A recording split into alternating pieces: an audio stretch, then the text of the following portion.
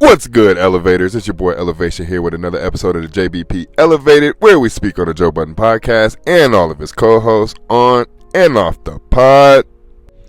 Hey, we made it to the month of April. It's been an eventful month for the JBP and the JBN. And since they're so innovative and they keep adding new shows, I'm going to add a new series as well. I see YouTube started classifying JBP Elevated, the playlist, as a podcast now.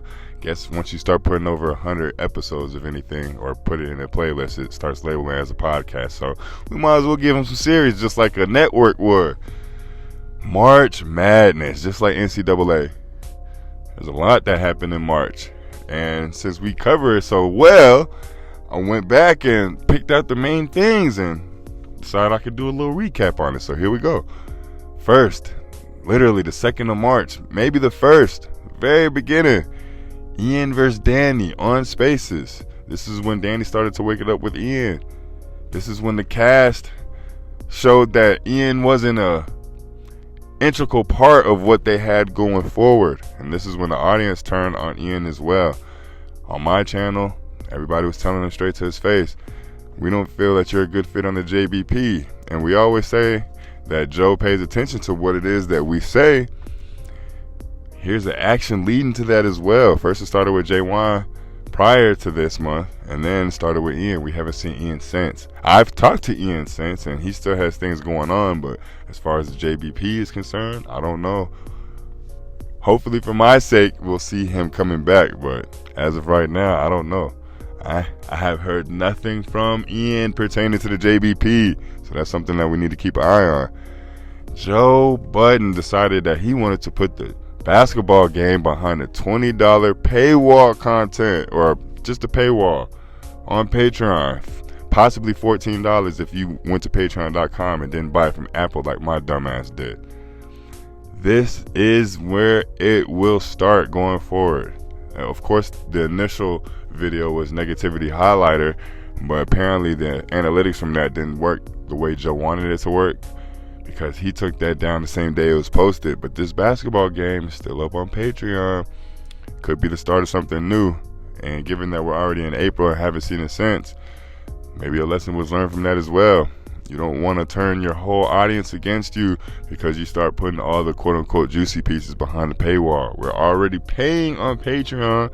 Why the hell would we want to spend $20 to $30 to $50 more dollars each month on top of that, just to see more content that we felt we were already paying for?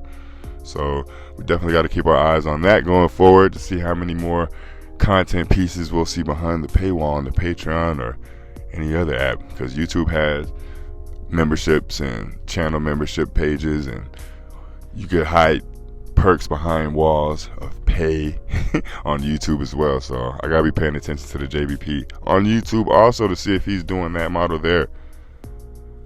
Joe applies pressure.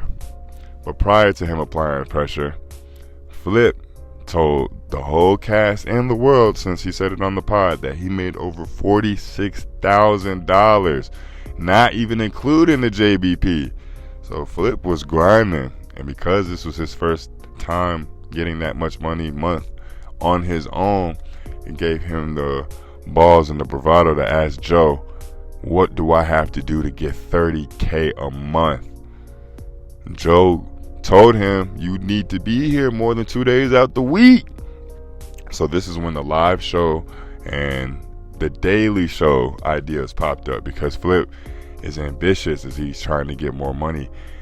I had noted back then when it happened that it's okay, you can make $50K on your own, but you already know what you have to do to make that $50K. It hits different when you have a nice little $30,000 cushion every month, because it's coming consistently. So I see why Flip is making the push, even though he can make more than that on his own. I always wondered why he wouldn't just leave the JBP network, but it makes sense.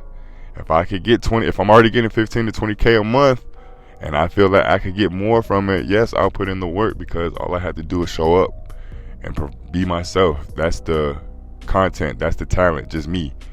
But when you have to get it on your own, I got to pay for the production, I got to pay for the assistants, I got to pay for everything. Him spending that $10,000 on the In the Room challenge, is going to hurt him more than it's going to help him, because he's going to look at that as a detriment as opposed to it takes money to make money. So that's another situation that we got to be paying attention to going forward. But let's get back to it. Joe applies pressure. Of course, he's been applying the pressure to all the co-hosts, talking shit to all the co-hosts for all of us to hear, trying to get them to be better on the show. The addition of Mark Lamont Hill, everybody woke up as a result.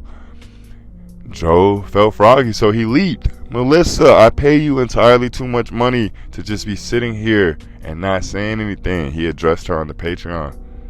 And of course, she took it in stride, quote unquote, seemingly. That's how it felt in the moment. She didn't lose her shit. But then the very next episode, she blows up. She blows up. Enough to the point where Joe had to put his sunglasses on. And then we didn't see her for hell until the end of the month. Or actually, when was Wednesday? That was yesterday, right? Oh, it was already April, so we didn't see her for the rest of the month. She blew up, and apparently she just left so she can go collect her Gracie Awards and do whatever else she was doing for herself. But you know how my mind operates. As soon as that blow up happened, I pointed out Mark's movements and I pointed out Joe's movements. I paid more attention to Joe, but I should have been paying attention to Mark, because for the rest of the month, it was his takeover. He secured Potter of the Month in a 2-week span. Mark showed that it's okay to be famous and still give up vulnerable stories from your childhood, from your early adulthood, things that you may have made mistakes on, things where you still feel vulnerable in. It's okay to display that. It's okay to pay or contribute to BTS and interact with Ian more so than a forceful interaction. It's okay to demand more money when you bring more to the table. So Mark Lamont Hill came and started shaking shit up. Very appreciative for what he's brought to the JBP, because it has brought life back to the show. Speaking of Melissa being suspended, the guys went on a Dude Cast run and had 4 phenomenal episodes, highlighting how much Melissa, quote unquote, is not needed. But I brought up that a female presence is needed. So hopefully they figure that out, because this last episode, although it wasn't a bad episode, it was an extremely short episode. It makes me wonder if they cut things out. If Joe Sensed the mood wasn't nice and smooth or continual the whole pod, I'm getting rid of a whole hour and a half worth of content. Doesn't fit what I wanted to do. It's another thing that we got to be paying attention to. Last but certainly not least, we just found this out in the latest episode. Ice joins Podwives. That's something that I'm definitely going to be paying attention to going forward, because what is the reason that I think Ice joined Podwives? Joe's about to make a shift in his priorities. Don't be surprised if you see Mark Lamont Hill on Podwives as well. Because as much as I'm saying how smart Mark is for playing the role he's playing, he also realizes how big of an opportunity it is to be at the JBP and the JBN. So if he can become a permanent member by doing whatever it is he needs to do for the team, then so be it. Even if he's not getting paid as much as I suspect he's getting paid. Even if he's doing the I'll help you out initially so you can help me out on the back end. All of this happened in the span of a month. So we definitely got to be paying attention, of course, for the rest of the year.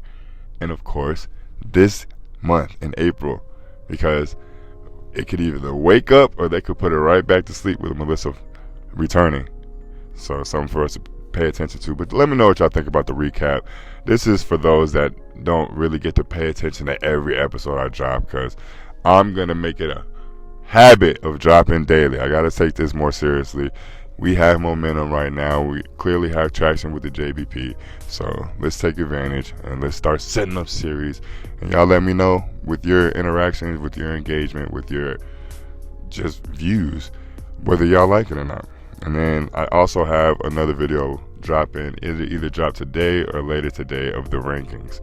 Got to do monthly rankings. Let's see if Flip has his #1 spot, because I gave him #1 last time. It was quickly shown that I was wrong, so y'all be paying attention to that, or be on the lookout for that. But as always, y'all like the video if you like the video. Subscribe to the page if you haven't. If you have, I appreciate you. Till tomorrow, be safe. Peace.